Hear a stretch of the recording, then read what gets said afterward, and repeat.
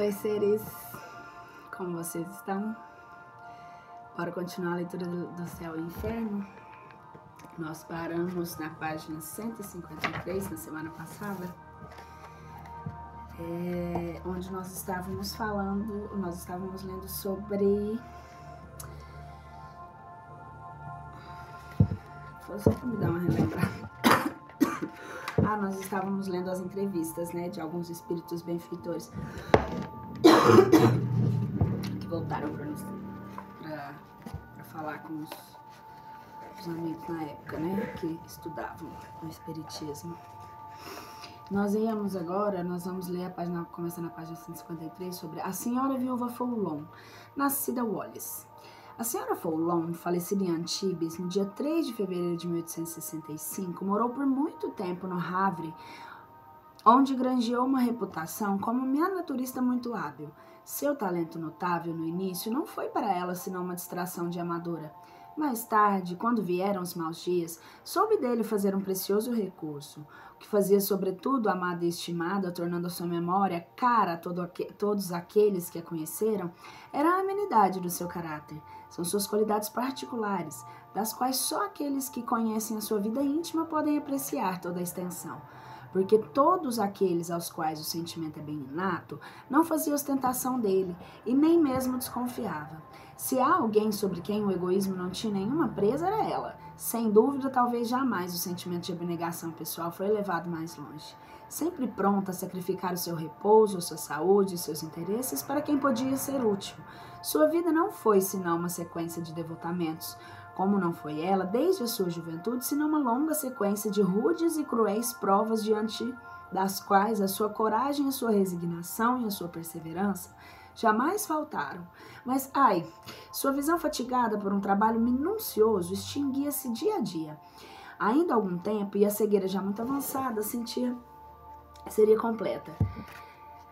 Quando a senhora Foulon teve o conhecimento da doutrina espírita, isso foi para ela como um raio de luz. Pareceu-lhe um véu, se levantou sobre alguma coisa que não lhe era desconhecida, mas da qual não tinha senão uma vaga intuição.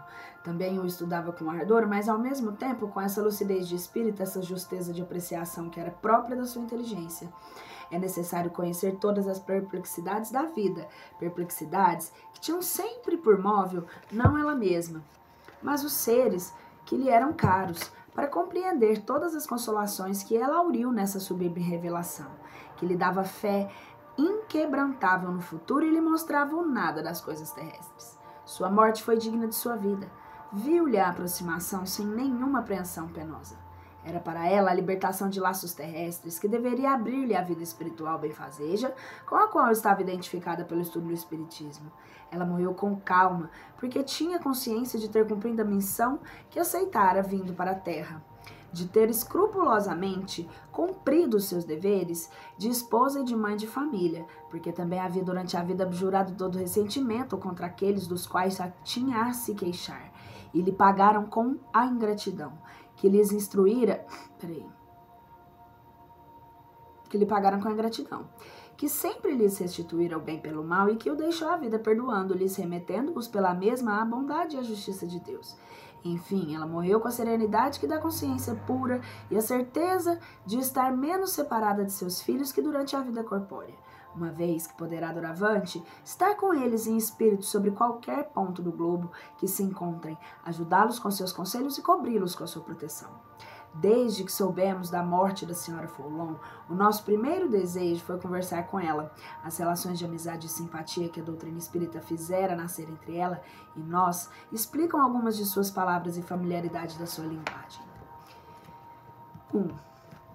A primeira carta. Paris, 6 de fevereiro de 1865, 3 dias depois da sua morte. Estava segura de que teríeis o pensamento de evocar-me logo depois da minha libertação. E estava pronta para vos responder, porque não conhecia perturbação que somente existe para os seres envoltos e submersos nas trevas do seu próprio espírito. Pois bem, meu amigo, eu estou feliz agora. Esses pobres olhos que estavam enfraquecidos e que não deixavam senão a lembrança dos prismas que tinham colorido a minha juventude com o meu cintilante Fausto, abriram-se aqui e encontraram os esplêndidos horizontes que idealizam, em suas vagas reproduções, alguns de vossos artistas, mas cuja realidade majestosa, severa e todavia cheia de encantos, está marcada com a mais completa realidade. Não faz mais de 3 dias que morri e sinto que sou artista. Minhas aspirações rumo ao ideal de beleza antes não eram senão a intuição das faculdades que estudara e adquirira em outra existência, que se desenvolveram na minha última. Mas quanto tenho a fazer para reproduzir uma obra-prima digna de grande cena que fere o espírito? Chegado à região da luz, pincéis, e eu provarei ao mundo que a arte espírita é coroamento da arte pagã, da arte cristã que periclita, e que só ao espiritismo está reservada a glória de fazê-la reviver, com toda a sustentação no vosso mundo deserdado. Bastante para o artista, agora a vez da amiga. Porque, boa amiga, senhora Allan Kardec, comovei-vos assim com a minha morte? Sobretudo vós conheceis as decepções e as amarguras de minha vida. Deveríeis regozijar-vos, ao contrário, por ver que agora nada mais tenho para beber no copo amargo das dores terrestres que esvaziei até a borra. Crede-me, os mortos são mais felizes do que vivos. Chorá-los é duvidar da verdade do espiritismo. Rever-me-eis, estejais segura disto. Parti primeiro porque a minha tarefa nesse mundo estava finda. Cada um tem a sua a cumprir na terra. E quando a vossa estiver finda, vireis repousar junto a mim, para recomeçar em seguida se for necessário, tendo em vista que nada na natureza permanece inativo. Cada um tem as suas tendências e obedece a elas. É uma lei suprema que prova o poder do livre-arbítrio. Também, boa amiga de indulgência e caridade, todos necessitamos reciprocamente, seja no mundo invisível, seja no mundo visível. Com essa divisa tudo vai bem. Não me direis para deter-me. Sabeis que converso longamente pela primeira vez. Deste modo vos deixo agora a vez do meu excelente amigo Sr. Kardec. Quero lhe agradecer as afetuosas palavras que consentiu a dirigir à amiga que precedeu no túmulo, porque pouco faltou para partirmos juntos para o mundo onde me encontro, meu bom amigo. Alusão à doença da qual fala o Dr. Demeure, que teria dito a ela que a companheira bem-amada de vossos dias, se os bons espíritos não pusessem boa ordem, ela teria chorado e gemido, e eu o compreendo.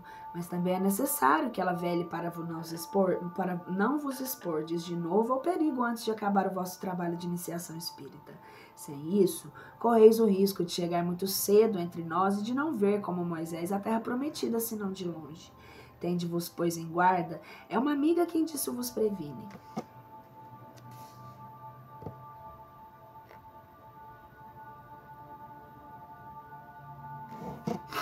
Agora me vou. Retorno para junto dos meus caros filhos. Depois, vou ver além dos mares se a minha ovelha viajante chegou enfim ao porto, ou se ela é o joguete da tempestade. Uma de suas filhas, que morava na América. Entre parênteses é isso, né? O que ela está querendo dizer? Que os bons espíritos te protejam, vão juntar-me a eles para isso. Voltarei a conversar convosco, porque sou uma conversadora infatigável. Disso vos lembrais. Adeus, pois bons e caros amigos. Até breve. Viúva Follow. 2. 8 de fevereiro de 1865. Cara senhora Follow, estou muito feliz com a comunicação que me destes outro dia e com a vossa promessa de continuar as nossas conversas. Eu vos reconheci perfeitamente na comunicação.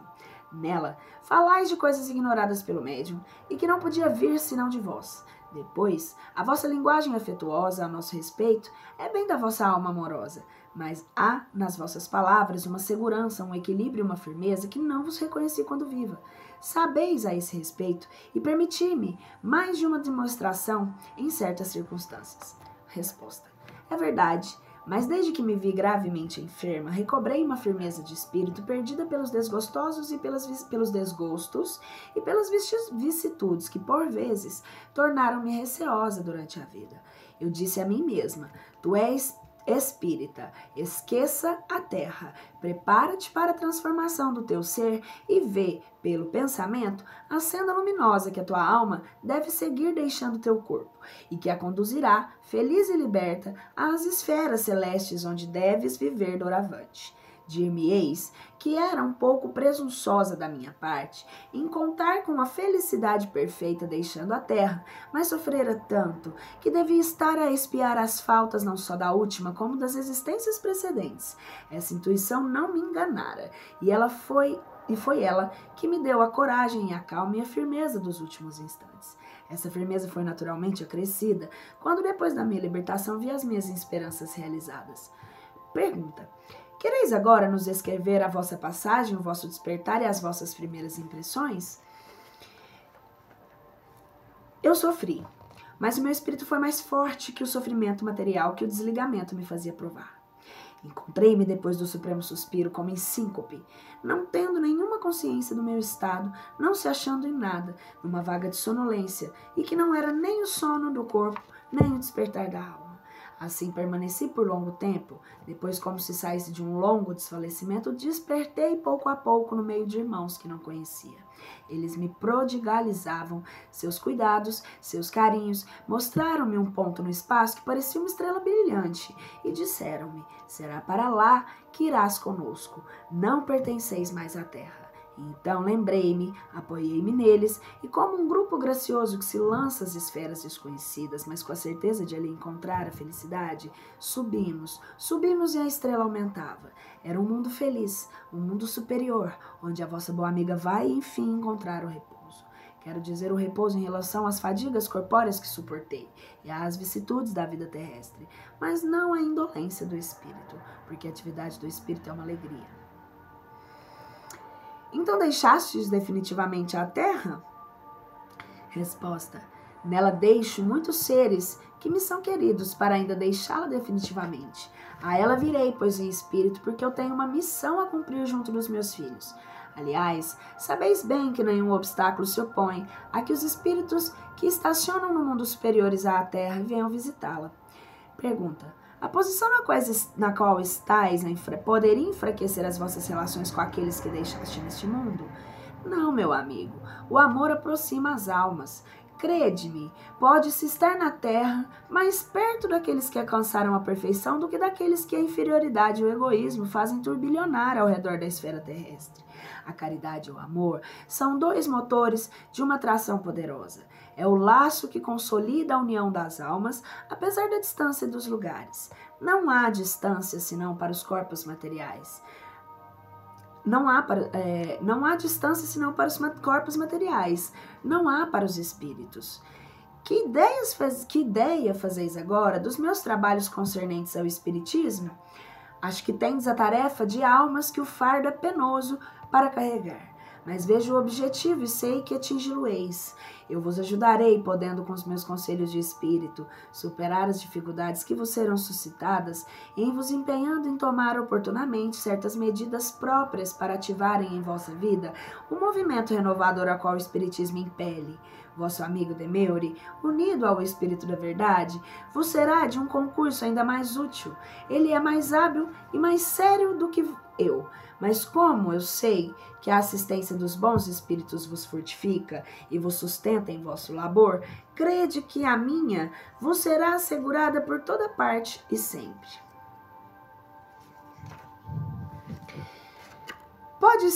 Poder-se-ia induzir de algumas de vossas palavras que não dareis a uma cooperação pessoal muito ativa à obra do Espiritismo?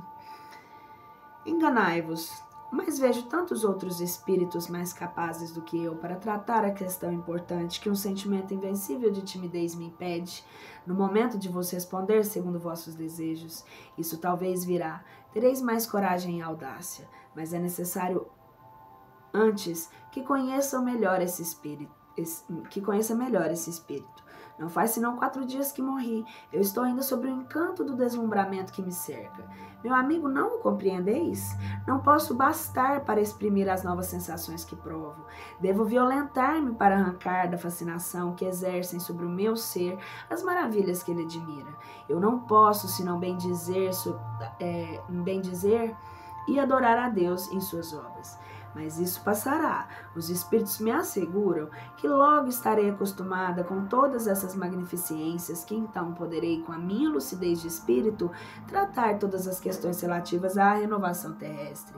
Depois, com tudo isso, pensai que, sobretudo neste momento, tenho uma família a consolar.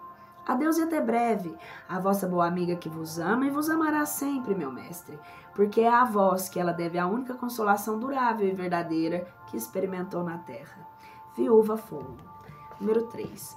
A comunicação seguinte, que foi dada para os seus filhos em 9 de fevereiro. Meus filhos, meus bem-amados, Deus me retirou de vós, mas a recompensa que ele dignou-me de conceder foi bem grande em comparação ao pouco que fiz na terra. Sede resignados, meus bons filhos, a vontade do mais alto, aure, em tudo que permitiu que recebesseis a força para suportar as provas da vida. Tende firme no vosso coração esta crença que tanto facilitou a minha passagem da vida terrestre para a vida que nos espera ao sair deste baixo mundo. Deus estendeu sobre mim, depois de minha morte, a sua inesgotável bondade, como consentiu-me fazê-lo quando eu estava em terra. Agradecei a ele por todos os benefícios que vos concede. Bendizei-o, meus filhos, bendizei-o sempre, em todos os instantes. Não percais jamais de vista o objetivo que vos foi indicado e nem o caminho que tendes a seguir. Pensai no emprego que tendes a fazer do tempo que Deus vos concede na terra. Aí sereis felizes, meus bem-amados, felizes uns pelos outros, se a união reinar entre vós, felizes por vossos filhos, se os elevais no bom caminho, naquele que Deus permitiu que vos fosse revelado.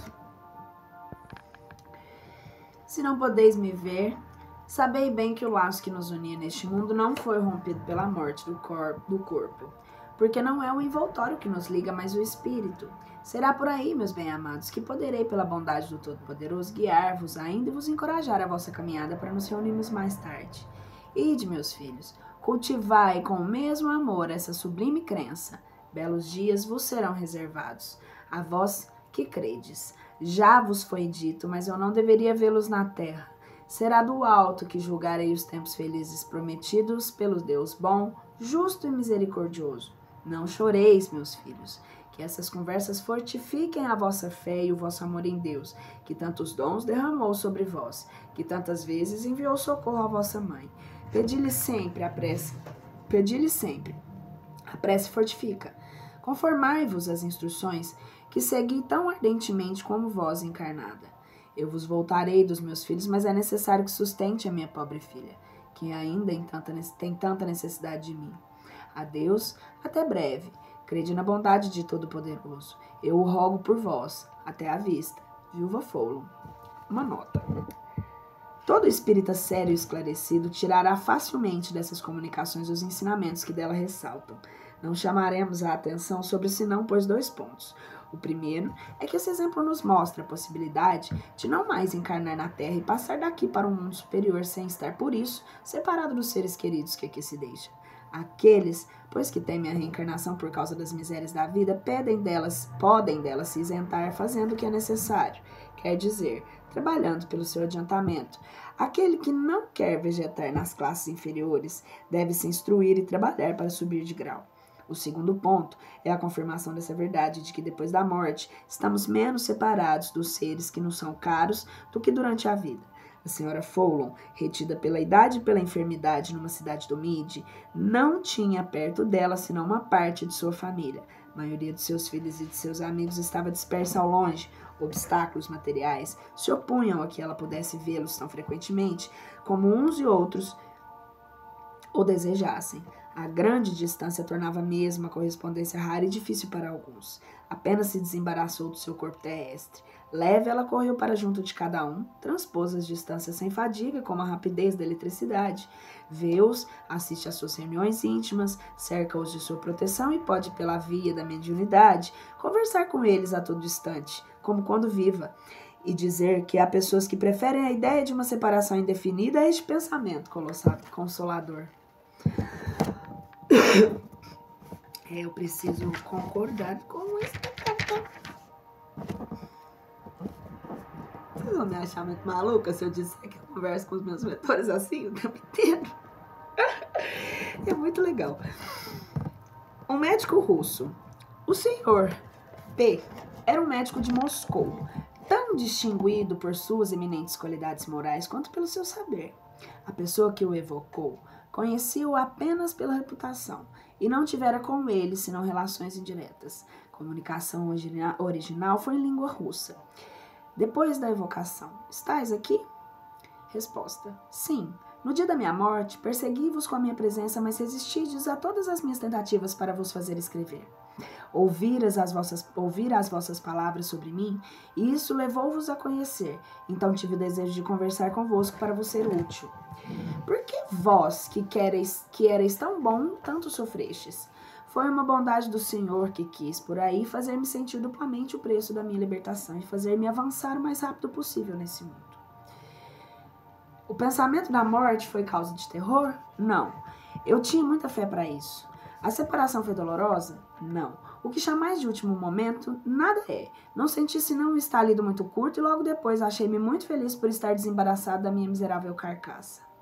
O que aconteceu então? Tive a felicidade de ver uma quantidade de amigos virem ao meu encontro e me desejarem boas-vindas, notadamente aqueles que tive a satisfação de ajudar.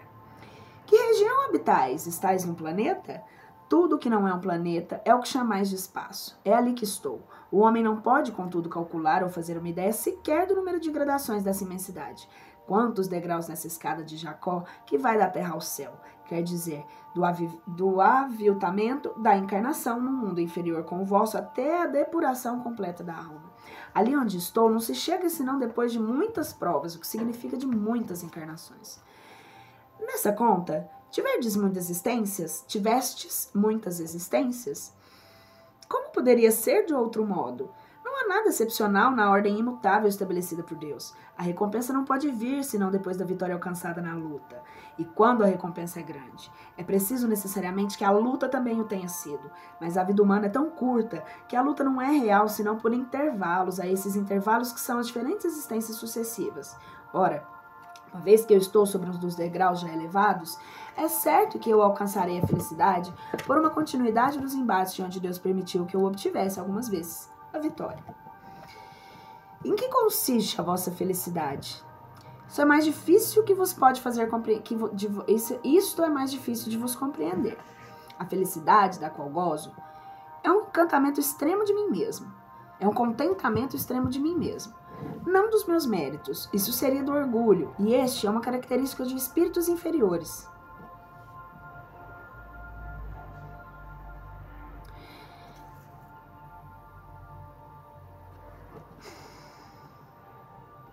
Mas um contentamento imerso, por assim dizer, no amor de Deus e no reconhecimento da sua bondade infinita, é a alegria profunda de ver o bem, de dizer, talvez tenha contribuído para o adiantamento de alguns daqueles que se elevaram para o Senhor. Está-se como identificado com o bem-estar. É uma espécie de fusão do espírito com a bondade divina. Tem-se o dom de ver os espíritos mais depurados e de compreendê-los em suas missões e de saber que se chegará lá também. Entrevém-se no infinito incomensurável as regiões tão resplandecentes do fogo divino que se ofusca mesmo quando contemplando-as através do véu que ainda se as cobre. Mas que vos digo? Compreendeis as minhas palavras? Este fogo do qual falo, credes que seja semelhante ao sol, por exemplo? Não. É alguma coisa inefável ao homem, porque as palavras não exprimem senão os objetos, as coisas físicas ou metafísicas das quais têm conhecimento pela memória ou intuição da alma. Ao passo que, não podendo ter essa memória do desconhecido absoluto, não há termos que possam dar-lhes a percepção. Mas sabei-o, já é uma felicidade imensa pensar que se pode elevar-se infinitamente. Tiverdes a bondade, outra pergunta, tiverdes a bondade de dizer que me queria ser útil. Peço-vos que me digais em quê.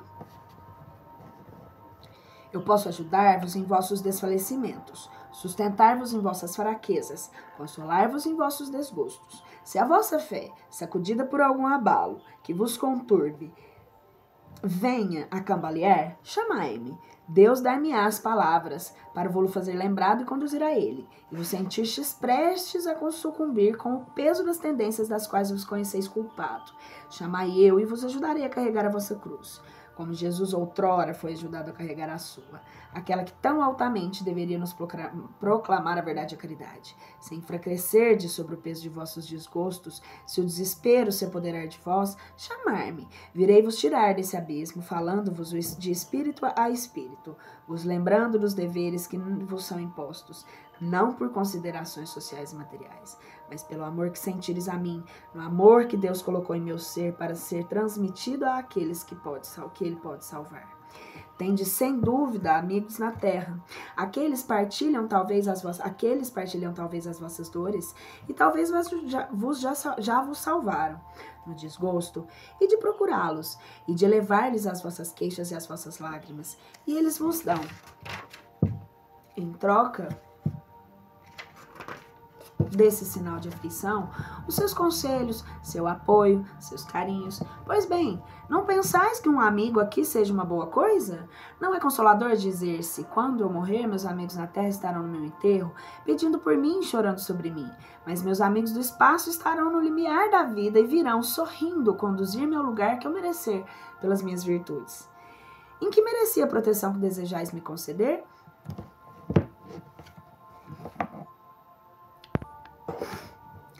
Em que mereci a proteção que desejais me conceder? Eis porque liguei-me a vós desde o dia de minha morte. Eu vos vi espírita, bom médium e adepto sincero. Entre aqueles que deixei nesse mundo, não vi senão vós no início. Então, resolvi vir contribuir para o vosso adiantamento, no vosso interesse sem dúvida, mas ainda mais no interesse de todos aqueles que estáis chamados a instruir na verdade. Vós o vedes, Deus vos ama bastante para vos tornar missionário. Ao vosso redor, todos, pouco a pouco, partilham as vossas crenças. Os mais rebeldes, pelo menos, escutam-vos, e um dia vê-los-eis crerem em vós. Não vos canseis, caminhai sempre, apesar das pedras do caminho. Tomai-me por bastão de fraqueza. Não ouso crer... Outra pergunta. Outro questionamento. Não ouso crer merecer um tão grande favor, ele disse.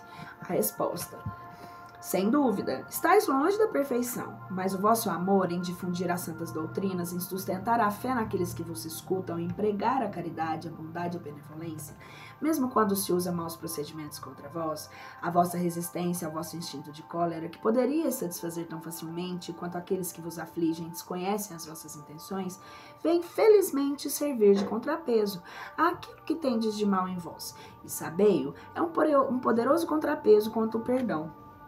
Deus vos cobre com as suas graças pela faculdade que vos dá, e que não tem senão que vos engrandecer pelos vossos esforços a fim de trabalhardes eficazmente pela salvação do próximo. Eu vou deixar-vos, mas contai comigo. Tratai-me de moderar as vossas ideias terrestres e de viver mais frequentemente com os vossos amigos daqui. P. Ele só assinou como P. Bernardin. Bordeaux, abril de 1862. Eu sou um espírito esquecido há muitos séculos. Eu vivi na terra, miséria e no opróbrio.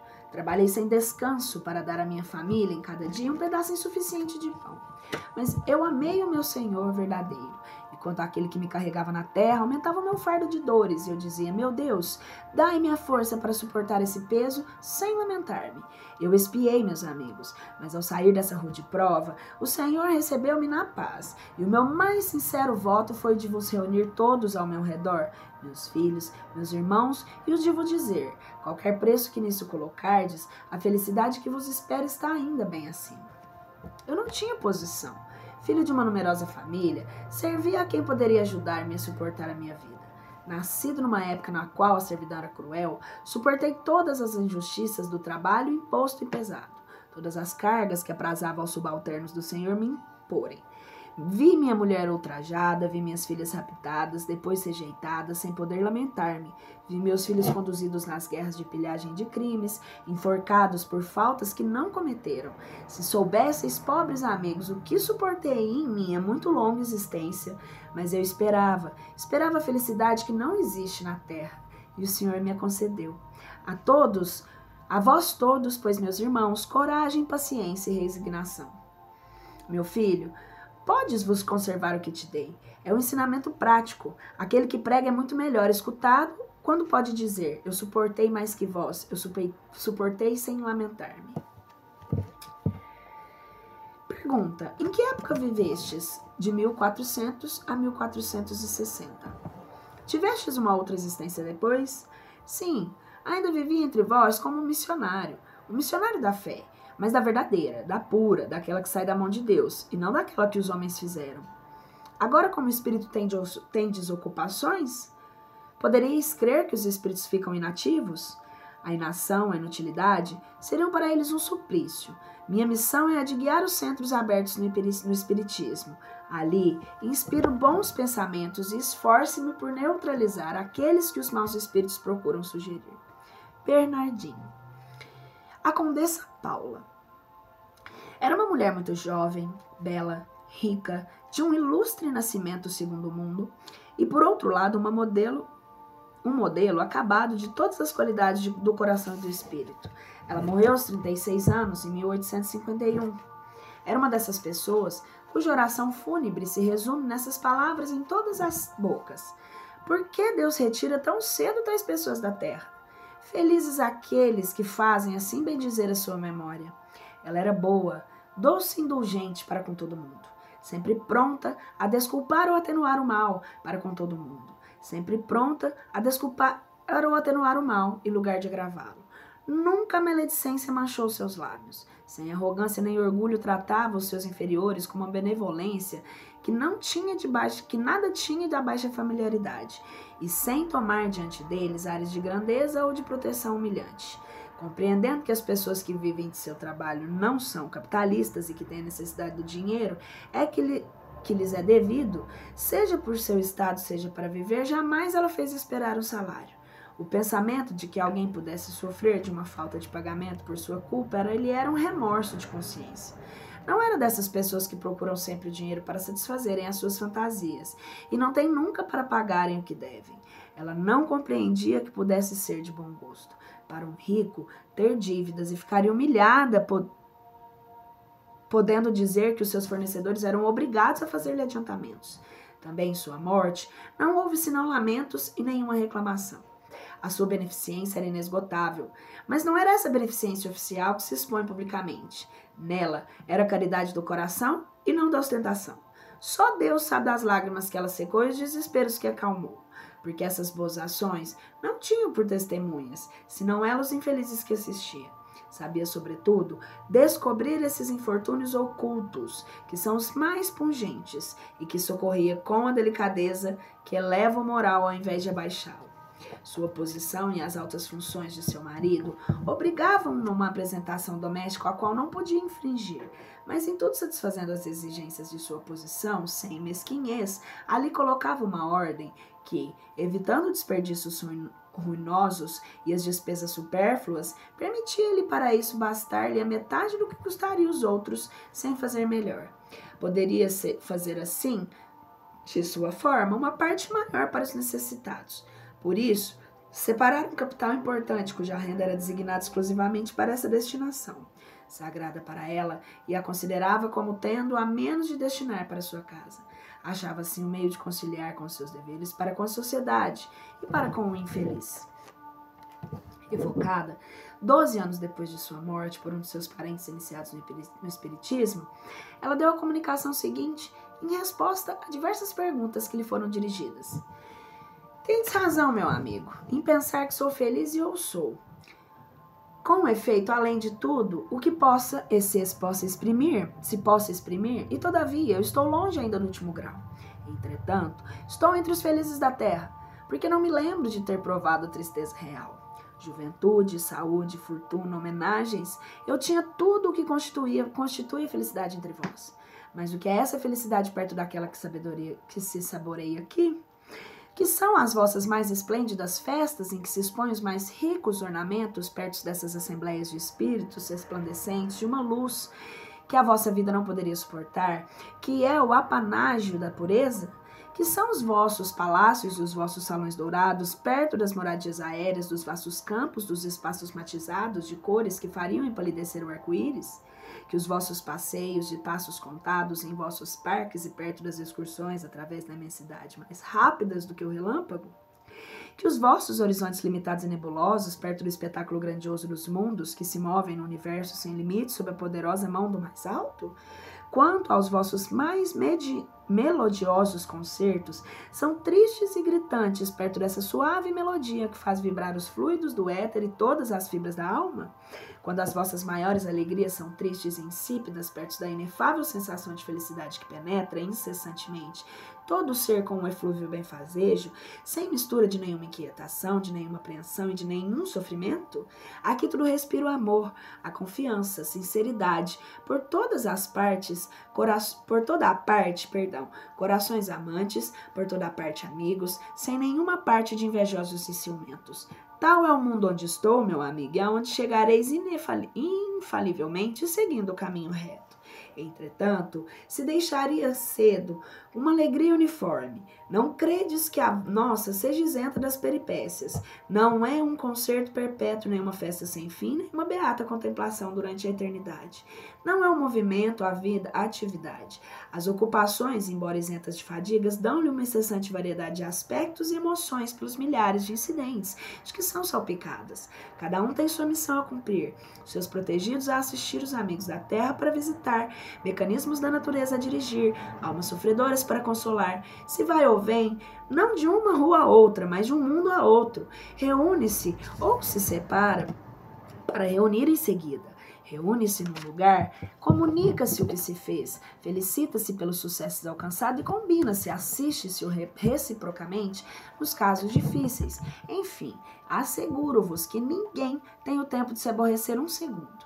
Neste momento, a Terra é o nosso grande objeto de preocupação.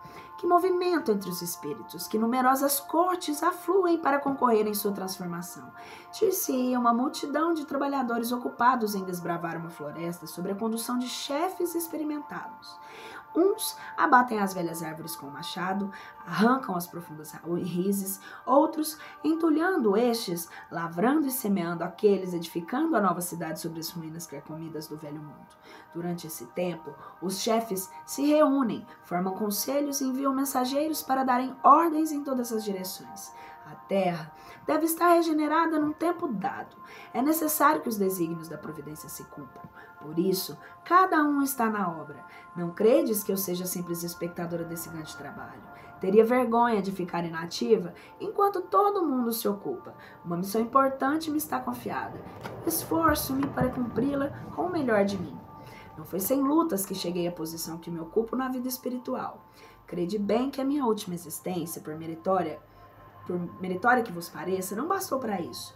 Durante várias existências, passei por provas de trabalho de miséria, que escolhi voluntariamente para fortificar e depurar a minha alma.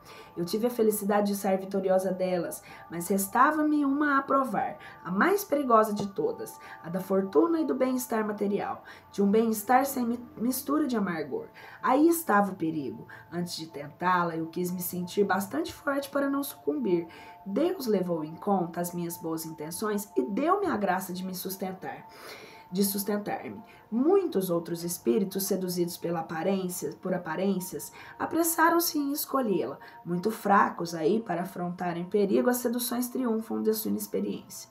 Trabalhadores, estive em vossas fileiras. Eu, a nobre senhora como vós, já ganhei o meu pão com o suor da minha fronte. Experimentei provações, sofri intempéries, e foi isso que desenvolveu as forças viris da minha alma. Sem isso, provavelmente, teria sido mal sucedida na minha última prova, o que me arrojaria bem longe para trás. Como eu tereis também, ao vosso turno, a prova da fortuna, mas não vos apresseis em pedi-la muito cedo.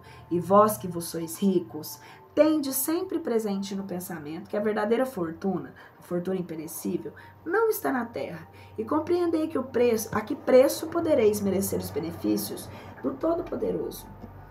Paula, na terra, a condessa. Ela também não disse de onde. Vou pegar um cafezinho. Meu cabelo só foi tudo que eu fui tomar um café e acabei com meu cabelo. Jean Reynaud, Sociedade Espírita de Paris, Comunicação Espontânea. Meus amigos, como esta nova vida é magnífica! Semelhante a uma torrente luminosa, ela arrasta em seu curso imenso as almas ébrias do infinito. Depois da ruptura dos meus laços carnais, os meus olhos abarcaram horizontes novos, que me cercavam e gozaram das esplêndidas maravilhas do infinito. Passei das sombras da matéria para a aurora resplandecente que anuncia o Todo-Poderoso. Fui salvo, não pelo mérito de minhas obras, mas por todo o conhecimento do princípio eterno que me fez evitar as manchas causadas pela ignorância à pobre humanidade. A minha morte foi abençoada. Meus biógrafos julgaram-me prematuramente. Os cegos lamentaram alguns escritos nascidos da poeira e não compreenderão o pouco de ruído que se fez ao redor de minha tumba silenciosa foi útil para a santa causa do Espiritismo. Minha obra estava terminada. Meus antecessores correram na liça. Eu atingira esse ponto culminante em que o homem dera o que tinha de melhor e onde não faz mais do que recomeçar. A minha morte reaviva a atenção dos letrados e a reconduz para minha obra capital, que toca à grande questão espírita que fingem desconhecer e que bem cedo os envolverá. Glória a Deus, ajudado pelos espíritos superiores que protegem a nova doutrina. Eu vou ser um dos pioneiros que marcam o vosso caminho. Jean Reynaud, Paris, reunião de família, outra comunicação espontânea. O espírito responde sobre uma reflexão feita quanto à sua morte inesperada, numa idade pouco avançada, morreu novo, o que surpreendeu muita gente.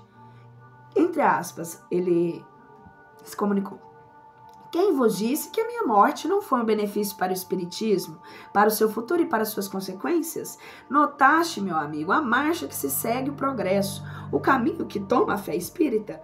No início, Deus deu a todos provas materiais, dança das mesas, pancadas e toda sorte de fenômenos. Foi para chamar a atenção. Foi um preâmbulo engraçado. Aos homens são necessárias provas palpáveis para crerem. Agora é bem outra coisa. Depois dos fatos materiais, Deus fala à inteligência e o bom senso, à fria razão, não sendo mais as habilidades, mas coisas racionais que devem convencer e mesmo reunir os incrédulos, os mais obstinados. E não é ainda senão um começo. Tomai bem nota do que vos digo. Toda uma série de fatos inteligentes e irrefutáveis vão se seguir, e o número dos adeptos da fé espírita, já tão grande, ainda vai aumentar. Deus vai ligar-se às inteligências de elite e às sumidades do espírito do talento e do saber. Isso vai ser um raio luminoso que difundirá sobre toda a terra. Como um fluido magnético irresistível, impelirá os mais recalcitrantes à procura do infinito, ao estudo dessa admirável ciência que nos ensina as máximas tão sublimes. Todos irão se agrupar ao vosso redor, fazendo abstração do diploma de gênio que lhes foi dado. Vão lhes tornar humildes e pequenos para aprenderem e para se convencerem. Depois, mais tarde, quando estiverem bem instruídos, bem convencidos, servir-se-ão de sua autoridade, da notoriedade do seu nome, para levar ainda mais longe e alcançar os últimos limites do objetivo que vos propuseste. A regeneração da espécie humana, pelo conhecimento raciocinado e aprofundado das existências passadas e futuras. Eis minha sincera opinião sobre o atual estado do espiritismo. Entre parênteses, Bordeaux. Evocação. Atendo com prazer ao vosso chamado, senhora. Sim, tendes razão. A perturbação espírita, por assim dizer, não existiu para mim. Isso responde a um pensamento do médium. O exilado voluntariamente na vossa terra, onde tinha que lançar a primeira semente séria das grandes verdades que envolvem o mundo neste momento, sempre tive a consciência da pátria e depressa me reconheci no meio dos meus irmãos. Pergunta. Eu vos agradeço por consentir em vir, mas não acreditei que o meu desejo de conversar convosco influísse sobre vós. Necessariamente, deve haver uma diferença tão grande entre nós que nisso não penso senão com respeito. Obrigado por esse bom pensamento. Parece eu perguntando para o meu mentor. Obrigado por esse bom pensamento, minha filha. Deveis saber também que, por maior que seja a distância, em virtude da conclusão das provas mais ou menos felizes e prontamente acabadas, há sempre um laço poderoso que nos une, a simpatia, e tendes estreitado esse laço com o nosso pensamento constante.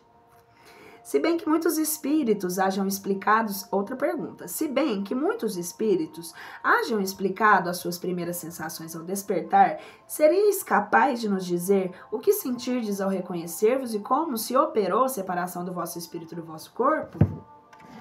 Resposta.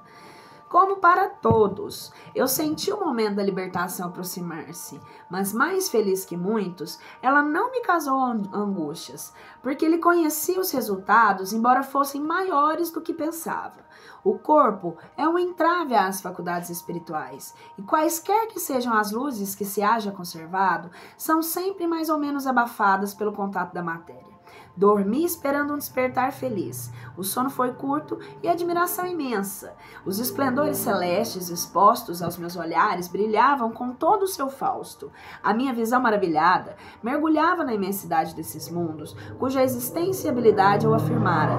Era uma visão que me revelara e me confirmava a verdade dos meus sentimentos. O homem, por mais que se creia seguro, quando fala frequentemente no fundo do seu coração, os momentos de dúvida e de incerteza, ele desconfia senão da verdade que proclama, menos frequentemente dos meios imperfeitos que emprega para demonstrá-la.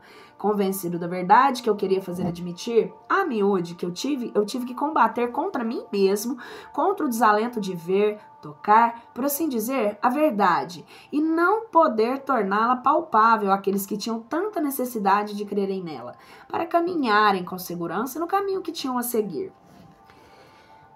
Pergunta: quando vivo, professavas o espiritismo? Resposta: entre professar e praticar há uma grande diferença. Muitas pessoas professam uma doutrina que não praticam. Eu praticava e não professava. Do mesmo modo que todo homem é cristão, porque segue as leis do Cristo, fosse isso sem conhecê-las, do mesmo modo, todo homem pode ser espírita, que crê em sua alma imortal, em suas reencarnações, em sua marcha progressiva e incessante, nas provas terrestres, abluções necessárias para se purificar. Eu nisso acreditava, pois era espírita. Compreendia a erraticidade desse laço intermediário entre as encarnações, esse purgatório onde o espírito culpado se despoja de seus vestidos manchados para revestir uma nova roupa, onde o espírito em progresso tece, com cuidado, a roupa que vai vestir de novo e quer conservar pura. Eu compreendi, vos disse, e sem professar continuei a praticar. Nota: essas 3 comunicações foram obtidas por 3 médiuns diferentes, completamente estranhos uns dos outros. Pela analogia dos pensamentos e a forma de linguagem, pode-se admitir pelo menos a presunção de identidade. A expressão tece com cuidado a roupa que vai vestir de novo é uma encantadora figura que pinta a solicitude com a qual o espírito em progresso prepara a nova existência, que deverá fazê-lo progredir ainda. Os espíritos atrasados tomam menos precauções e algumas vezes fazem escolhas infelizes que os forçam a recomeçar. Começando a entender por que o povo pede umas provinhas. Tô começando a entender por que eu pedi pra vir, ó. Punk o negócio. Quer passar rápido, quer voltar pra cá não. Quer ir. Vamos pra cima, vamos todo mundo pra cima. Antônio Costé. Ou Costou. Agora veio minha dúvida. Deixa eu me lembrar aqui. René Costou. É porque tá, né? É Costou, não é, gente? Quando é assim, costeal. Sou uma leitora inverterada, mas não tenho muitos. Eu tô um neném ainda na leitura. Membro da Sociedade Espírita de Paris e sepultado em 12 de setembro de 1863, no cemitério de Montmartre, na Vala Comum. Era um homem de coração que o espiritismo conduziu a Deus. A sua fé no futuro era completa, sincera e profunda. Simples, obreiro, calceteiro, praticava a caridade em pensamentos, palavras e ações, segundo seus fracos recursos, porque encontrava ainda o meio de assistir àqueles que tinham menos do que ele. Se a sociedade não fez os gastos de uma cova particular, foi porque lhe pareceu dever antes empregar mais utilmente o dinheiro em benefício dos vivos, do que em vãs satisfações de amor próprio. E os espíritas, sobretudo, sabem que a vala comum é uma porta que conduz ao céu tão bem quanto os mais santuosos mausoléus. O senhor Canu, o secretário da sociedade, outrora profundo materialista, pronunciou sobre a sua tumba a locução seguinte: caro irmão Cousteau, apenas alguns anos, muitos dentre nós, eu confesso, eu sendo o primeiro, não teríamos visto diante dessa tumba aberta senão o fim das misérias humanas, e depois o nada, o horrível nada, quer dizer, nada de alma por merecer ou expiar, ou consequente, nada de Deus para recompensar, castigar ou perdoar. Hoje, graças à nossa divina doutrina, aí vemos o fim das provas. E para vós, caro irmão, de quem entregamos à terra o despojo mortal, o triunfo de vossos labores e o começo das recompensas que fizeram jus à vossa coragem, à vossa resignação, à vossa caridade. Em uma palavra, as vossas virtudes e, acima de tudo, a glorificação de um Deus sábio, todo-poderoso, justo e bom. Levai, pois, caro irmão, as nossas ações de graça aos pés do Eterno, que quis dissipar ao nosso redor as trevas do erro e da incredulidade. Porque ainda há pouco tempo teríamos dito nessa circunstância a fronte triste e o desalento no coração. Adeus, amigo, para sempre. Hoje dizemos, a testa alta e radiante de esperança, o coração cheio de amor. Caro irmão, até breve e ore por nós. Um dos médiuns da sociedade, sobre a própria sepultura, ainda não fechada, obteve a comunicação seguinte, da qual todos os assistentes, incluindo os coveiros, escutaram a leitura de cabeça descoberta e com uma profunda emoção. Foi, com efeito, um espetáculo novo e surpreendente, esse de ouvir palavras de um morto recolhidas no seio mesmo da tumba. Obrigado, amigos, obrigado. A minha tumba não está ainda fechada e, todavia, segundo mais, e a terra vai recobrir os meus restos. Mas vós o sabeis, sobre essa poeira, minha alma não será enterrada. Ela vai plantar o espaço para subir a Deus. Também como é consolador poder dizer-se ainda, apesar do envoltório destruído: não estou morto, vivo a verdadeira vida, a vida eterna. O acompanhamento do pobre não é seguido por um grande número. Orgulhosas manifestações não ocorrem em sua tumba em toda a vida, amigos. Crede-me, a multidão imensa não falta aqui. E os bons espíritos seguirão convosco. E com essas mulheres piedosas, o corpo que aí já faz estendido. Todos ao menos crerdes e amai o bom Deus. Certamente não morreremos porque o nosso corpo se destrói, mulher bem-amada. E doravante estarei sempre perto de ti para te consolar e te ajudar a suportar a prova. Ela será rude para ti, a vida, mas repleto o coração com as ideias da eternidade e do amor de Deus. Como os teus sofrimentos ser-te-ão leves. Parentes que cercais a minha bem-amada companheira, amai-a, respeitai-a, sede para ela irmãos e irmãs. Não ouvideis o que deveis toda assistência na terra, se desejais entrais na morada do Senhor. Vós, espíritas, irmãos, amigos, obrigado por terem vindo dizer-me adeus, até esta morada do pó e da lama. Mal sabeis vós e sabeis bem que a minha alma vive imortal e que algumas vezes irá pedir preces que não me serão recusadas para ajudar-me a caminhar nesta vida magnífica que me abriste durante a minha vida. Adeus a todos que estáis aqui. Poderemos nos rever alhures se não sobre essa tumba. As almas me chamam ao seu encontro. Adeus. Orai por aqueles que sofrem. Até breve.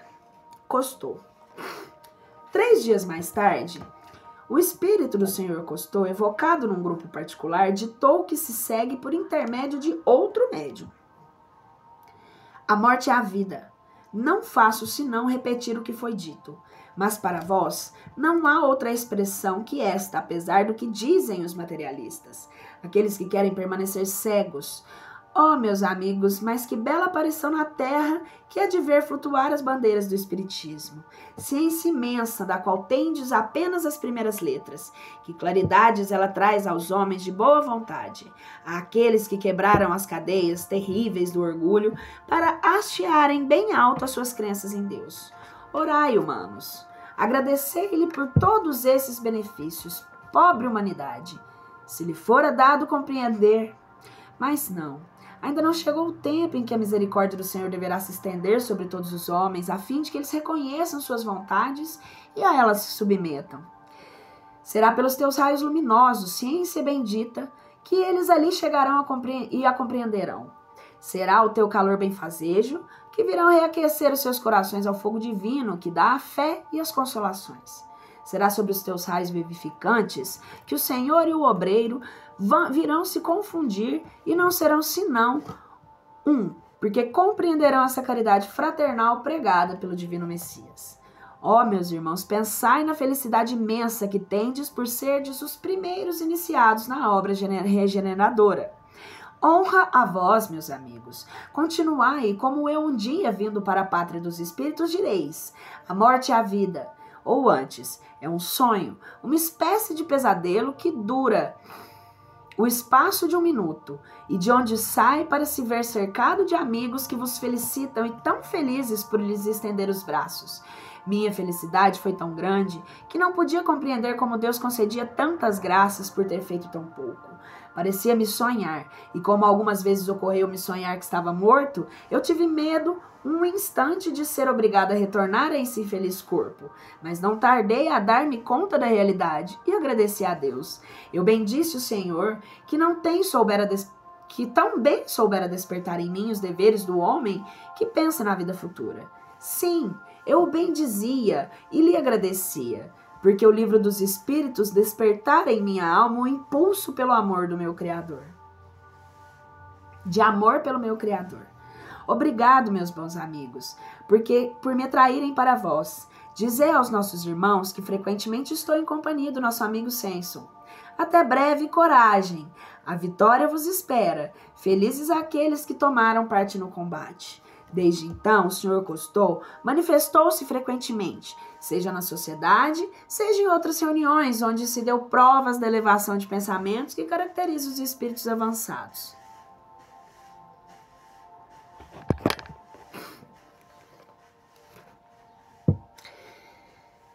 Senhorita Emma, jovem morta em consequência de um acidente causado pelo fogo e depois de cruéis sofrimentos. Alguém se tinha proposto a perder a sua evocação na Sociedade Espírita em Paris, quando ela espontaneamente apresentou-se no dia 31 de julho de 1863, pouco tempo depois da sua morte. Eis-me, pois, ainda, no teatro do mundo, que eu acreditava mergulhada para sempre em meu véu de inocência e juventude. O fogo da terra salvou-me do fogo do inferno. Assim eu pensava em minha fé católica, e se ousasse entrever o esplendor do paraíso, a minha alma tremente se refugiara na expiação do purgatório. E pediria, sofreria e choraria. Mas quem deu à minha franqueza a força para suportar as minhas angústias? Quem, nas longas noites de insônia e febre dolorosa, inclinava-se sobre o meu leito de Marte? Quem refrescava os meus lábios áridos? Erais vós, meu anjo guardião, cuja branca auréola me cercava. Erais vós também, caros espíritos, que víeis murmurar aos meus ouvidos palavras de esperança e amor. O ardor que consumira o meu fraco corpo despojou-me do agarramento ao que passa. Também eu morri já vivendo a verdadeira vida. Não conhecia perturbação e entrei serena e recolhida no dia radioso que envolve aqueles que, depois de terem muito sofrido, esperaram um pouco a minha mãe, minha querida mãe, e foi a derradeira vibração terrestre que ressoou em minha alma. Quanto quisera que se tornasse espírita. Destaquei-me da árvore terrestre como um fruto maduro antes do tempo. Não tinha ainda sido tocada pelo demônio, do orgulho que excita as almas com os infelizes arrastamentos pelos sucessos brilhantes da embriaguez da juventude. Bendigo o ardor, bendigo o sofrimento, bendigo a prova que era uma expiação. Semelhante a esses fios brancos do outono, flutuo arrastada na corrente luminosa. Não são mais estrelas de diamante que brilham na minha fronte, mas estrelas de ouro do bom Deus. Emma. Num outro centro, em Rave, o mesmo espírito também espontaneamente deu a comunicação seguinte em 30 de julho de 1863, um dia antes, né? Aqueles que sofrem na terra serão recompensados na outra vida. Deus é cheio de justiça e misericórdia para com aqueles que sofrem neste mundo. Concede uma felicidade tão pura, uma felicidade tão perfeita, que não se deveria temer nem os sofrimentos e nem a morte. Se for possível às pobres criaturas humanas sondar os misteriosos desígnios do nosso Criador.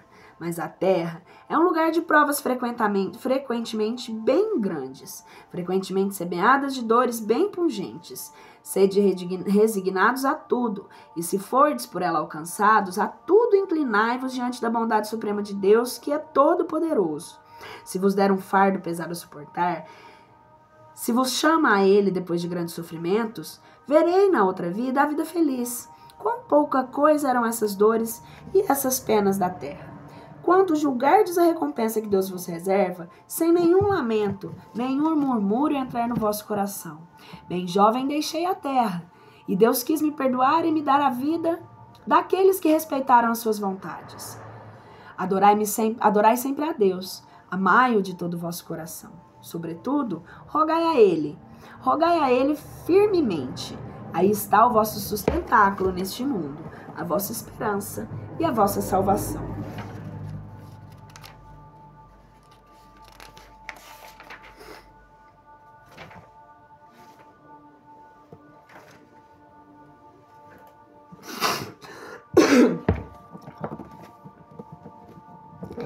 Bom, eu acho que nós vamos encerrar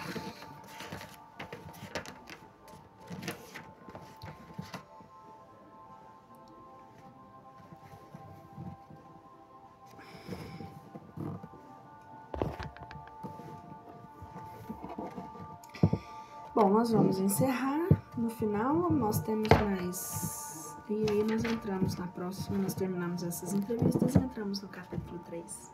Um beijo!